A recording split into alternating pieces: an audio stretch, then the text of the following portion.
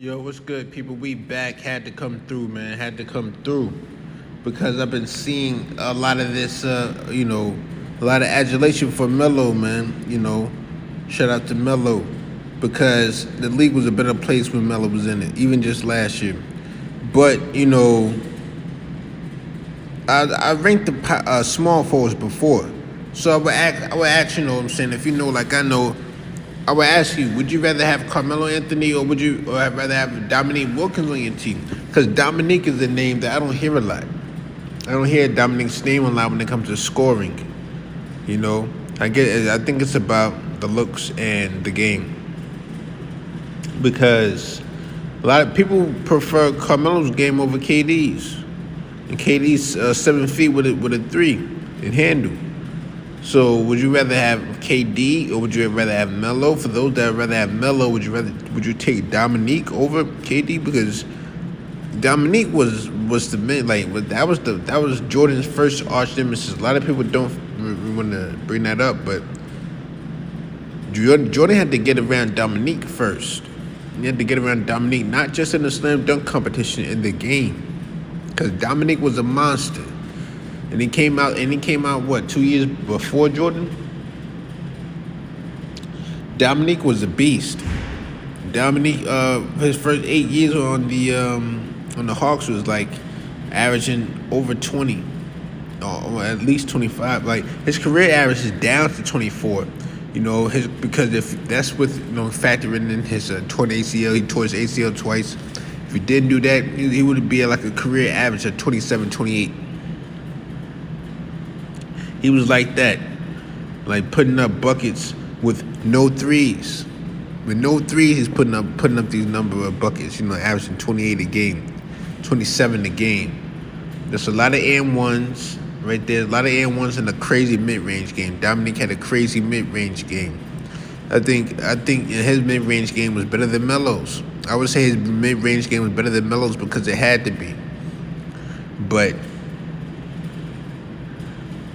if you rank small forwards, you gotta put Dominique right after Larry Bird. You gotta put Dominique after Larry Bird, cause I know you put Larry Bird after KD and Melo. So that right there will automatically put Dominique at 5 or 6.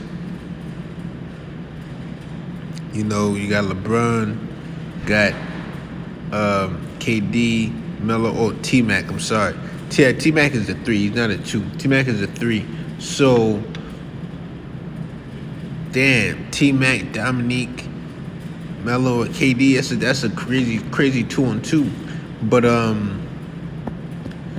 with T-Mac in that mix, that second tier of small forwards might as well be in any other position as far as depth. And so, is Dominique better than Melo? Is Dominique better than Melo? Due to the fact that, 3-pointers weren't a thing of his game, I'm going to say Dominique was, yes, better than Melo. I'm going to say, yes, he was better than Melo with a career average of 24, 7, and 3. I'm sorry. No, he was not better than Melo. I'm sorry, Melo. Melo was better than Dominique. No, Melo was better than Dominique. I'm thinking about, just how much across the board he covers. And I can rely on Melo more on D than I can Dominique. Dominique, his defense was his absolute his weak point. So I can rely on Melo a little more for D than I've seen Melo with some matchups before. Win some defensive matchups, I've seen it. So I know I can rely on him more than Dominique on defense. So yes, Melo is better than Dominique. But that was a good question. Dominique doesn't get brought up enough. He's in the top 10 of small forwards, probably at the 6 or 7 spot. But, just want to make sure Dominique's name gets brought up. But his son is going to be a beast too. But I'm going to get out of here, man. I'm out.